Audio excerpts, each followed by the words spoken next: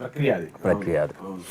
ఇక ముఖ్యంగా కాంగ్రెస్ సర్కార్ని కాపాడుకుంటామని బీఆర్ఎస్ ఎమ్మెల్యేలు వచ్చి చెప్పిపోతున్నారు. ఇక హామీలను అమలు చేస్తుంటే కేటీఆర్ హరీష్ కవిత ఓరలేకపోతున్నారు అంటూ ఇక నిన్న చెప్పింది. ముఖ్యంగా ఎవరైనా కుట్ర చేసినా రాష్ట్రంలో 14 ఎంపీ సీట్లు గెలుస్తామంటే కూడా ఇక్కడ ఇంకోటి కాంగ్రెస్ సర్కార్ కాపాడుకుంటామని బీఆర్ఎస్ ఎమ్మెల్యేలు చెప్పుకుంటున్నారు. అది కూడా వాస్తవం లేకపోలేదు. ఎందుకంటే గతంలో మనం చూసిండే మినిస్టర్స్ కూడా ఈవెన్ హోమ్ మినిస్టర్ కి ఆరోపణ విమర్శ అయితే ఉంది. హోమ్ మినిస్టర్ నే హోమ్ గార్డ్ ఆపేసిండు, పోలేదు, సీఎం అపాయింట్మెంట్ ఇవ్వలేదు అనేటువంటి మాట వినిండే.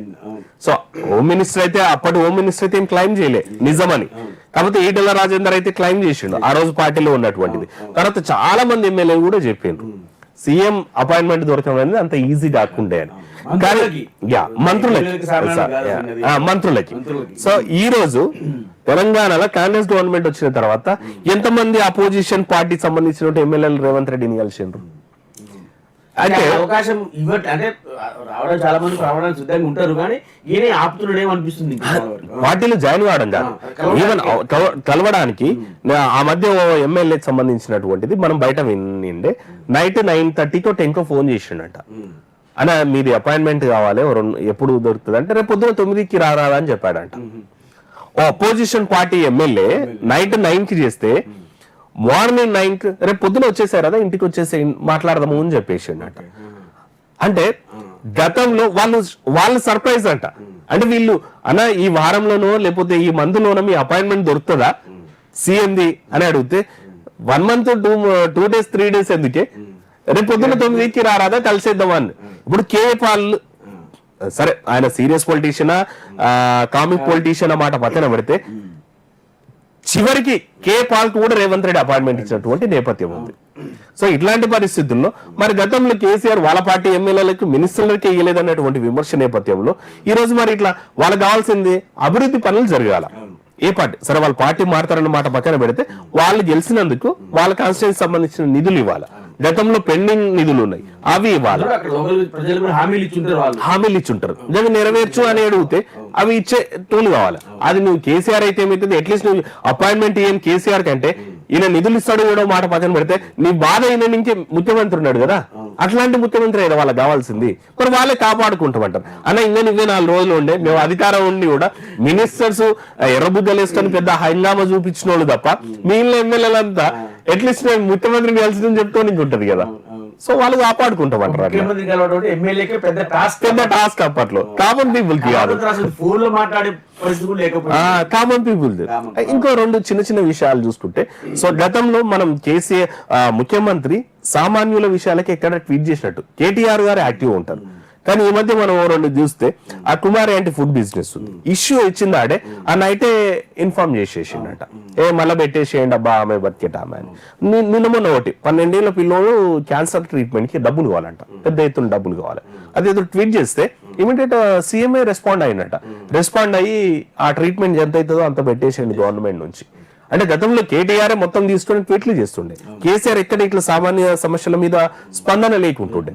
కానీ ఈరోజు సీఎంఏ ఆ పనులు చేస్తూ వాళ్ళకి ట్వీట్ చేసి ఇమీడియట్ యాక్షన్ తీసేసుకోండి అబ్బా అని చెప్తున్నటువంటిది మనం చూసిండే. ప్రమాణ స్వీకారం రోజు కూడా ఓ అమ్మాయి ఫిజికల్లీ హ్యాండిక్యాప్డ్ చాలా ఆ అమ్మాయికి మరగుజ్జుకు ఆమెకి ఇమీడియట్ గా ఆ రోజు అపాయింట్మెంట్ ఇచ్చిండు.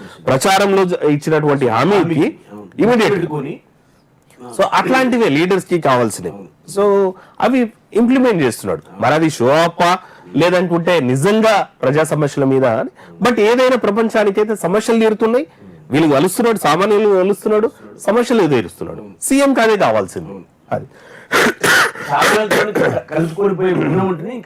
ఇంకాస్త పోయే అవకాశం ఉంది. నిన్న దాంట్లో భాగంగా ఇంద్రమింద్ర పట్టణ ఆడబిడ్డల పేరుతోనే ఆడవారిని కట్టుకోవడానికి సేమ్ టైం ఇంట్లో మగవాళ్ళతో నమ్మే పరిస్థితి లేదమ్మా, మీకే జాగ్రత్తగా ఆ ఇల్లు కాస్త జాగ్రత్తగా ఉంటుంది అన్నట్టుగా ఇస్తున్నాడు. 22,500 కోట్లతో 4.50 లక్షల ఇల్లు కట్టిస్తామని చెప్పేసి చెప్పింది. అది నియోజకవర్గానికి 3,800 ఇళ్ళ వరకు అయితే వస్తున్నాయి. ఈ నోటిఫికేషన్ ఎలక్షన్ అయిపోయిన తర్వాత అయితే ఇక్కడ కూడా ఒకటి గవర్నమెంట్ కి అప్పీల్ రిక్వెస్ట్ అయితే సజెషన్ అయితే ఏంటి అంటే గత ప్రభుత్వంలో దళిత బంధు తెలంగాణ వేసుకున్న వాళ్ళకి కాలరులో తిరిగిన వాళ్ళకి ఇచ్చిన అనేటువంటి విమర్శలు ఉన్నాయి. రెండోది పార్టీ వాళ్ళకి ఇచ్చిన వాళ్ళెంపటి తిరిగే వాళ్ళకి ఇచ్చిన అనేటువంటి విమర్శలు ఉన్నాయి. అదే కేసీఆర్ ఓటమిలో ఓ పెద్దన్న పాత్ర ఏదైనా పోసిందంటే ఆ దళిత బంధు అనేది. సో చాలా మంది దళితులు కూడా అగ్రెసివ్ యాంటీగా పనిచేసిండ్రు. అంటే వాళ్ళు ఏమంటారంటే వాళ్ళు ఎవరైతే తెల్లంగిలు వేసుకొని వాళ్ళని పట్ట మా కమ్యూనిటీలోనే ఇచ్చిందరు అనుకుందాం, కానీ పెద్ద పెద్ద కాలరు పెద్ద పెద్ద ఇల్లు ఉన్న వాళ్ళకి దళిత బంధు ఇచ్చిండ్రు. రెండోది ఏంటంటే ఇస్తూ ఎవడన్నా నిజంగా వాడు అరుగుడు అన్నికి ఇస్తే 3 లక్షలు 4 లక్షల రూపాయలు తీసుకునేదాన్ని, అది కూడా విమర్శల పాలైంది. సో ఈ రోజు వీళ్ళు కూడా ఆ ఇందిరమ్మ ఇండ్లు ఇస్తుంటే అప్పుడు ముఖ్యమంత్రి చెప్పింది కదా జరుగుతుందంట అని. వీళ్ళు కూడా ఆ ఇందిరమ్మ ఇండ్లు అనేటు ఓన్లీ కాంగ్రెస్ పార్టీ కార్యకర్తలు అనకుండా నిజమైన అర్హుడు ఉంటే గతంలో ఇందిరమ్మ ఇండ్లలో అవతవతలు జరిగిందనేటువంటి విమర్శలు ఉన్న కాబట్టి రేవంత్ సర్కార్ అయినా సరే నిజమైన అర్హులకు ఇవ్వాల్సినటువంటి అవసరం ఉంటుంది. నిజంగా ఇల్లు లేనోనికి, నిజంగా జాగా లేనోనికి, వాళ్ళ జాగా లేకున్నా సరే జాగా ఇచ్చి ఇల్లు ఇస్తామన్నారు, వాళ్ళ జాగా ఉన్నా సరే ఇల్లు ఇస్తామన్నారు. నిజమైన అర్హునికి ఇచ్చినప్పుడు అయితే చాలా బెనిఫిట్ అవుతుంది. లేదు అనుకుంటే గ్రామ కమిటీ ఏర్పాటు చేసి విలేజ్ సెక్రటరీ పెద్ద కష్టం కాదు. నిజంగా వాళ్ళు అరువులా కారా అనేది, నిజంగా నియోజకవర్గానికి 3000 ఇల్లు సరిపోతాయా అన్నటువంటి ప్రశ్న కూడా తలెత్తుతుంది. కానీ ఫస్ట్ ఫేజ్ లో నిరుపేదలు ఐడెంటిఫై చేయడం చాలా ఈజీయే.